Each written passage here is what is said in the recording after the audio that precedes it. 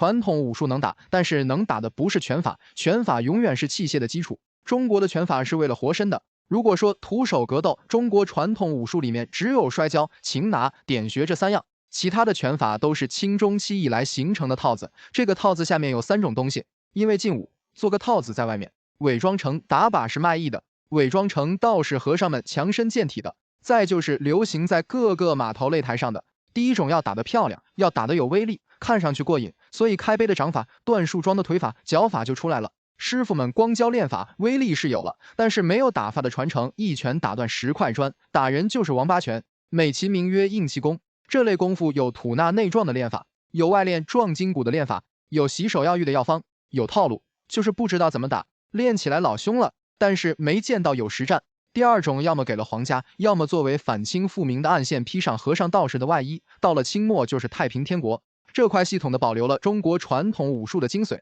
练法、打法、演法都比较全，但是不管是什么拳，都是以兵器作为最终的。太极用刀盾，八卦用双刀，心意、八极用大枪等等，看着练的都是什么拳，实则拿起刀枪才是完整版。第三种是从清中期开始曹帮、盐帮、天地会、红花会等等各种组织流传下来的帮派武术，这里面有大量的武术同样是有系统传承的，是汉民族在满清统治之下潜入地下后，以黑道帮派争斗形成的一个套子，江湖争斗、开武馆、打擂台、抢地盘形成的。南方拳种咏春、白鹤拳、咏春拳、红榴菜、李默等等，套路几乎没有，全部是实战用法，常年都在实战。但是拳法绝对只是兵器的前提，刀法、棍法、锤法、